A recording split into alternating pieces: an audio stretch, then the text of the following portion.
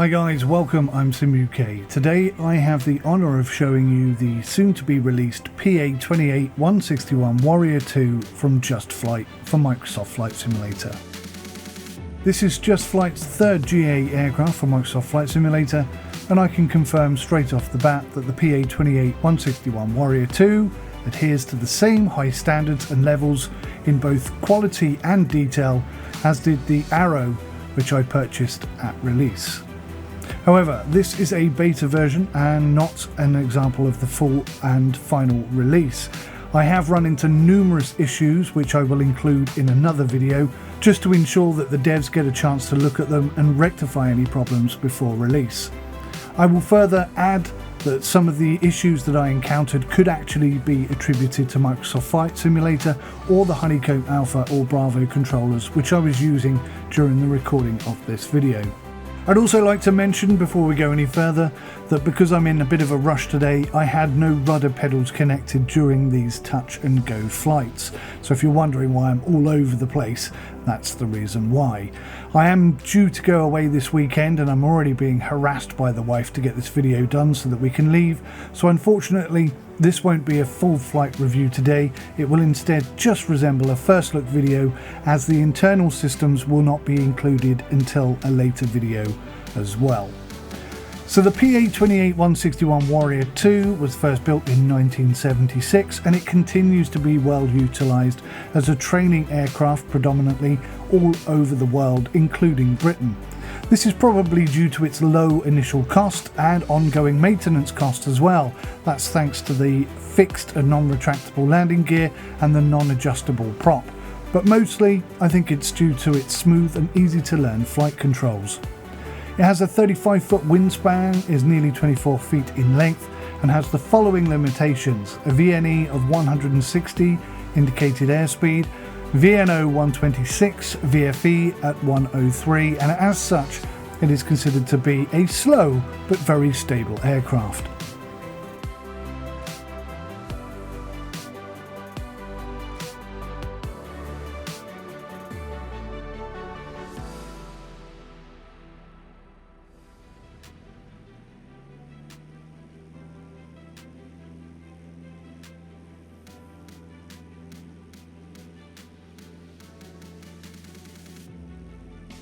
Inside the cockpit, we can see that the attention to realistic detail has been observed in this 40-year-old plus aircraft, as it has been weathered over time, and that's something that I definitely appreciate.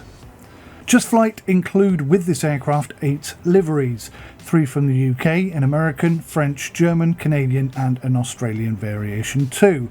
Personally, I prefer the G60 variant best.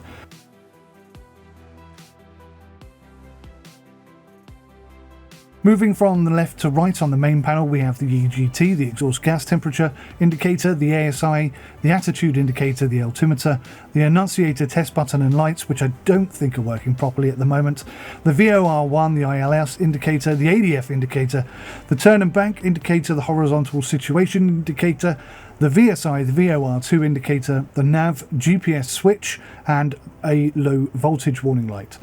Below the main panel we have both the fuel tank gauges, an oil temperature and pressure gauge, plus a fuel pressure gauge. And to the right of that, we also have some of the light switches, the pitot heat and the fuel pump switch, which again doesn't appear to be configurable on my controller, but that's for another video. You'll notice that we have no prop adjustment here, no prop adjustment lever. Instead we have a friction control lever, which although animated isn't actually simulated in game, because how on earth could they?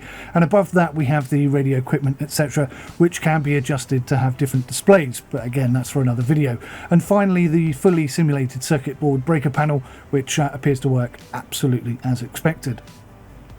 So to sum up this very short first look video, I would say that if you've already bought an aircraft from Just Flight before, then you know the high level of quality and realism that you're going to get.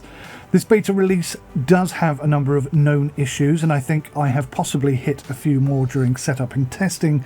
So I will be making another video to follow up on this one, which will hopefully identify bugs with this beta version of the Warrior to the developers so that they can resolve it. Or perhaps maybe it will allow somebody or the devs to indicate some mistakes that I have made, or even possibly identify some issues with Microsoft Flight Simulator and or the Honeycomb controller, and I can confirm that I have actually found a few issues with that as well. But all of that is for another video when I get back next week.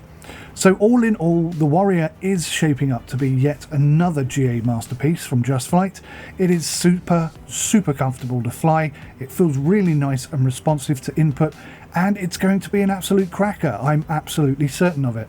I'm also sure that any issues that I have encountered will be resolved promptly, and if you have any specific questions or things that you would like me to address in my next full look video, then please do let me know in the comments below. I'll be testing out the flight mechanics and the landing mechanics, the damage mechanics. There's also some spark plug fouling and stuff which doesn't appear to work properly at the moment, but again, that's all for another video. This is just a first look at this wonderful aircraft, and hopefully it's enough to whet your appetite. Thanks for watching. I'll see you in the next one. Take care. Goodbye for now.